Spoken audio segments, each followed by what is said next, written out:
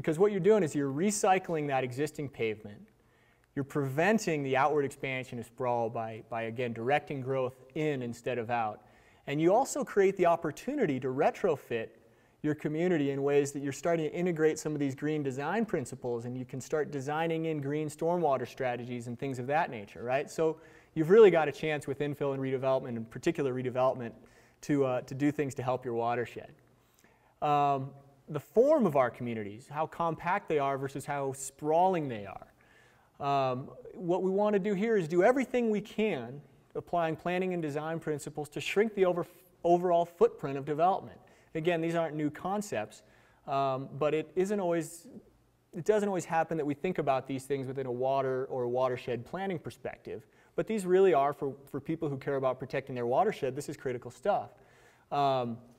And it's interesting as well to note that some of the things that are happening completely outside of the water or natural resource management world, things like promoting more walkable communities, enabling pedestrian-oriented design, these again are things that have watershed benefits that are really unrecognized.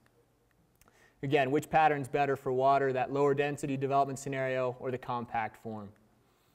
Mixing uses, again, this isn't the type of thing that we typically think of as a watershed protection strategy, but it really is important, and I'm going to go through a couple things why. Here's the watershed's perspective on mixing uses, right? This is your classic use separation where you have a residential project that's separated from commercial. And as it turns out, in those types of situations, that type of housing is going to be served by the type of commercial development you see on the right.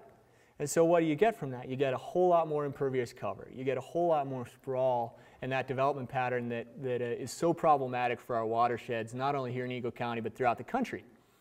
And it also feeds into that transportation problem I talked about. And so the more pavement and roads that we have to connect different development types and different separated land uses expands our overall transportation and development footprint in a way that, again, isn't often recognized. And you can imagine being that poor river right there.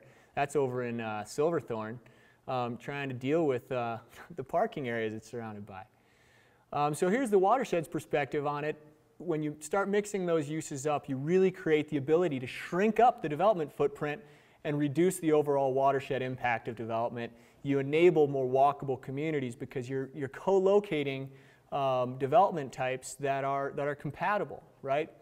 And again, this stuff is easier to say than it is to do. People who are in the planning discipline know that.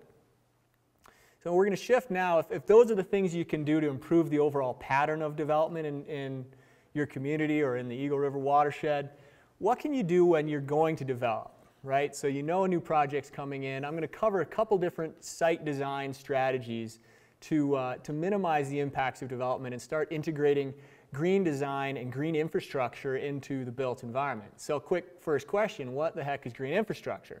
Raise your hand if you've heard of this concept before. The planners in the room all put up their hands. This is essentially a suite of planning and design strategies and tools that are out there now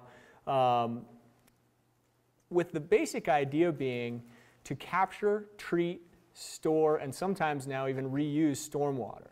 And really what the idea is to try and mimic pre-development conditions, so that healthy watershed in a post-development environment. I'm very cautiously skeptical of that. I think it's a great idea. I think we need to recognize that development comes with certain impacts.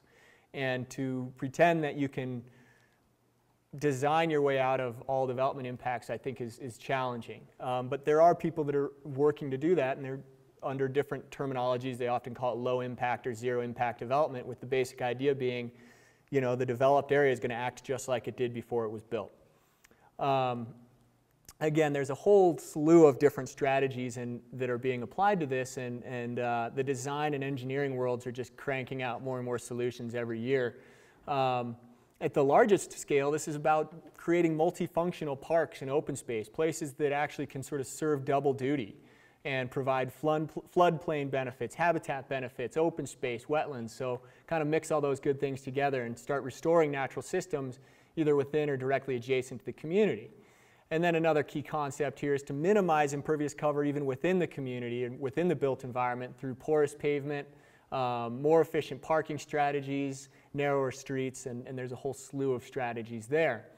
And then starting to look at drainage instead of as a problem, which was sort of the conventional way of doing it, and saying, you know, what we need to do is create stormwater infrastructure that's, you know, classic gray infrastructure to capture all the stormwater and just shoot it into the stream as fast as we can. Well, again, we covered the problem with that in the beginning, so the new way of thinking is to say, well, let's start looking at drainage as a design element. Let's start trying to find ways to direct stormwater into strategic areas to improve the overall design of a project. And the way that the place they're making the most progress on this is in this green streets concept, where they're starting to incorporate these what are called bioretention systems or rain garden or infiltration systems and swales into the design of streets and other parts of sort of our transportation system, parking lots as well.